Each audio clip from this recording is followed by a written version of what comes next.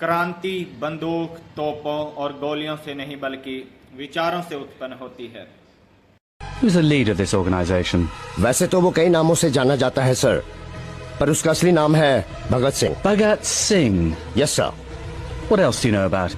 वो पुराने क्रांतिकारियों पर लेख लिखता है, पर्चे बांटता है, हिंदू मुस्लिम एकता की बात करता है और दोनों को साथ बिठाकर Arrest him.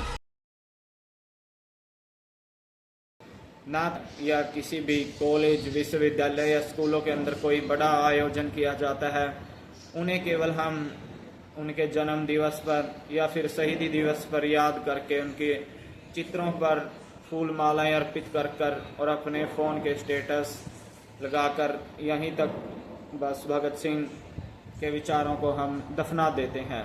लेकिन भगत सिंह के विचार इससे कहीं अधिक मूल्यवान है, जो हमारी युवा पीढ़ी को तो खासकर ज़रूर पता होने चाहिए।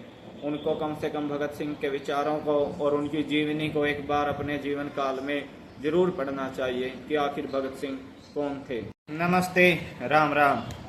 आज हम बात करेंगे एक 23 साल के महान क्रांतिकारी और एक महान विचारक शहीद आजम भगत सिंह को लेकर के। भगत सिंह का जन्म पंजाब के एक छोटे से गांव बग्गा के अंदर हुआ था, जो कि आज पाकिस्तानी पंजाब के अंदर पड़ता है। उनके पिता का नाम किशन लाल और उनकी माता का नाम श्रीमती विद्यावती देवी है। उनके क्रांतिकारी चाचा अजीत सिंह से प्रभावित होकर ही भगत सिंह एक क्रांतिकारी युवा बने थे। भगत सिंह ने अपनी पढ़ाई लाहौर के नेशनल कॉलेज से की थी, जो कि लाला लाजपत राय के द्वारा संचालित कॉलेज था।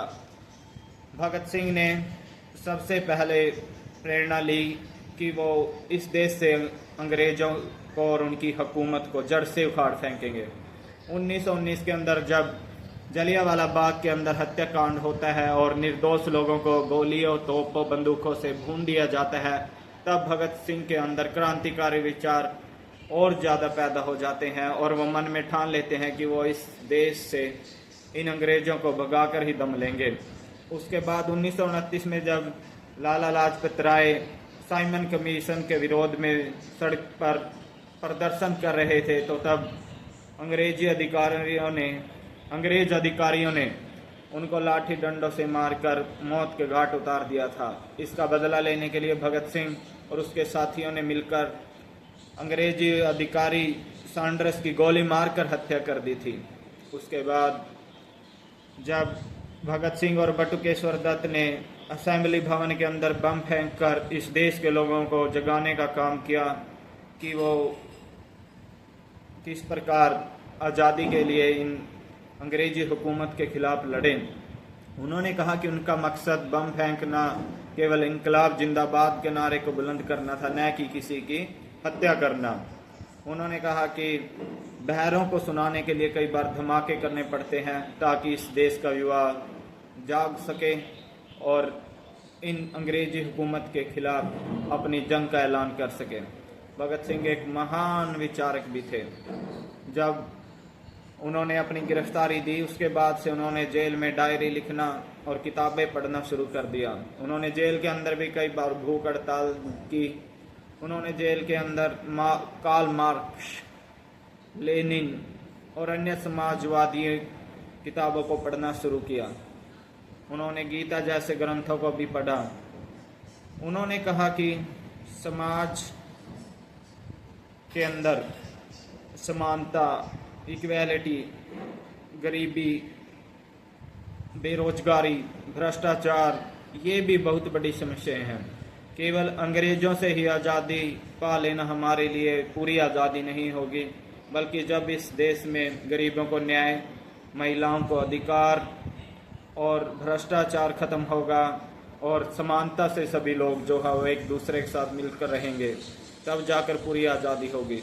जब इस देश में धार्मिक और जातीय आधार पर लोगों को नहीं बांटा जाएगा, तब जाकर यह देश आज़ाद देश कहलाएगा। उन्होंने एक किताब भी जेल के अंदर से लिखी जिसका नाम था why I am an atheist, मैं नास्तिक क्यों हूँ। उन्होंने कहा कि वो भगवान को नहीं मानते हैं इसलिए वो नास्तिक नहीं हैं, बल्कि वो कहते हैं कि आस्था इंसान को कमज़ोर करती है, बल्कि उसके विपरीत आस्था इंसान को कमजोर करती है, लेकिन विचार और संदेह इंसान को मजबूत बनाते हैं। उन्होंने कहा कि जो लोग धर्म के नाम पर, जात के नाम पर आपस में एक दूसरे को लड़ाते हैं, वो कभी भी धार्मिक नहीं हो सकते। धार्मिक होने का अर्थ होता है कि आप एक दूसरे की मदद करते हैं, एक दूसरे के धर्म को, जाति को सम्मान देते हैं।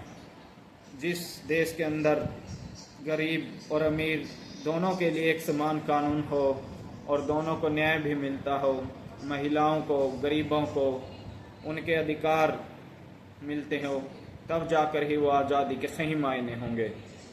भगत सिंह ने कहा कि केवल लाठी, डंडों और तोपों से आज़ादी नहीं मिलती, बल्कि विचारों से आज़ादी मिलती है।